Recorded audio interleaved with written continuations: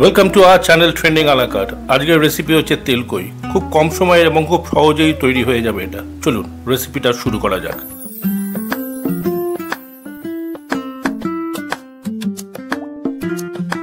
আমি নিয়ে নিয়েছি 4টে দেশি কই।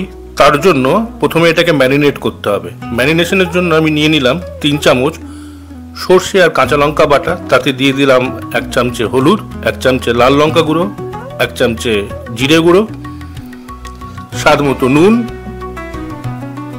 3 থেকে 4 চামচ সর্ষের তেল, আর মধ্যখান থেকে চিড়ে রাখা 4টে মতো কাঁচা লঙ্কা। এই সব কটাকে ভালো করে মেখে নিয়ে একে একে প্রতিটা মাছকে খুব ভালোভাবে ম্যারিনেট করে নিতে হবে এবং মিনিমাম এটা রেখে দিতে হবে আধা ঘন্টার জন্য।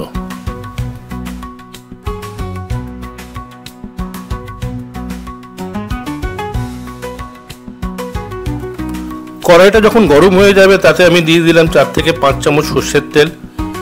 সর্ষের তেলটা যখন খুব ভালো করে গরম হয়ে যাবে তখন সেটা খুন্তি দিয়ে একটু কড়াইটার মধ্যে মাখিয়ে নিতে হবে। এটাতে কি হবে, কই মাছটা যখন ভাজা হবে সেই কই মাছটা কিন্তু কড়াইতে লাগবে না। তারপরে দিয়ে দিলাম ম্যারিনেট করা কই মাছগুলো। আর যে পাত্রে আমি ম্যারিনেট করেছিলাম সেই পাত্রে অল্প জল দিয়ে ভালো করে নাড়িয়ে চাড়িয়ে সেই মশলা সমেত জলটা ঢেলে দিলাম। তারপরে মাছগুলোকে ভালো করে ওই গ্রেভিটার মধ্যে ভালো করে মিশিয়ে নিতে হবে। এপিট ওপিট উল্টে পাল্টে মাছটা অল্প একটুখানি নাড়াচাড়া করে ঢেকে দিতে হবে।